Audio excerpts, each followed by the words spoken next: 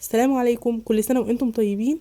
النهاردة هنعمل مع بعض تسالي العيد. هنعمل طبق الترمس اللي لازم كده يكون موجود في كل بيت في اول يوم العيد. ان شاء الله هنعمله مع بعض بطريقة سهلة جدا وبسيطة. هنعمله الترمس السريع في يوم واحد بس. هيطلع لونه كهرمان بالشكل اللي انتم شايفينه ده، وهقول لكم على اسرار التسوية المظبوطة اللي ما ياخدش وقت معاكم ويطلع طعمه تحفة. يلا كده نسمي الله ونشوف هنعمله مع بعض ازاي. اول حاجة انا جبت كيلو من الترمس. هتجيبي ترمس الحلو مش المر، عشان الترمس الحلو مش بياخد وقت في العمايل. وهقول لكم الفرق بين الترمس الحلو والترمس المر. هننزل كده بالترمس في طبق عميق، وهنغطيه كده بالميه، وهننقعه بقى 7 8 ساعات كده على قد ما تقدري تنقعيه علشان ما ياخدش وقت معاكي في السوا. وبعد ما نقعته، انا نقعته هنا حوالي 8 ساعات. ما شاء الله حجمه تضاعف، والحبايه نفشت بالشكل اللي انت شايفاه ده. هتغسليه كويس جدا بقى مره واتنين وتلاته، وهتصفيه كده من الميه، وهننزل بيه في حله، وهنغطيه كده بالميه. وهننزل بقى عليه بمعلقه كبيره من الكركم، بتديله لون حلو قوي. عايزه اقول لكم بقى على فوائد الترمس.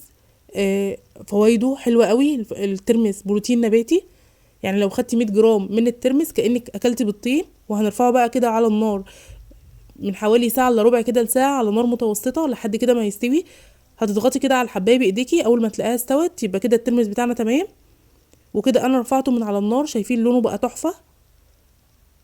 هنغسله بقى كويس جدا وهنصفيه في مصفى زي بالشكل اللي انت شايفاه ده، وفي طبق كده بقى عميق. وهننزل كده بحوالي لتر من الميه، عليه نص كوبايه من الملح، وهندوب الملح مع الميه كويس جدا. وهننزل بقى بالترمس. الخطوه ديت بقى تقدري تعمليها في برطمانات او في علب هتحفظيه فيها في التلاجة. وهتنزلي فيه بالترمس، وكده الترمس بتاعنا يكون استوى وتمام. ساعتين بس كده الترمس ياخد من الملح، هتلاقي طعمه تحفه. وخلاص الترمس بتاعنا حلو قوي وتمام. يلا كده نعمل بقى دقه تحفه. عندي هنا حوالي نص معلقه من الشطه، نص معلقه من الكمون، وشويه ملح كده صغيرين. نراعي الملح اللي احنا حاطينه اللي احنا حاطينه في الترمس، فما نزودش الملح عشان ما يبقاش مملح معاكي. عليهم كوبايه من الميه.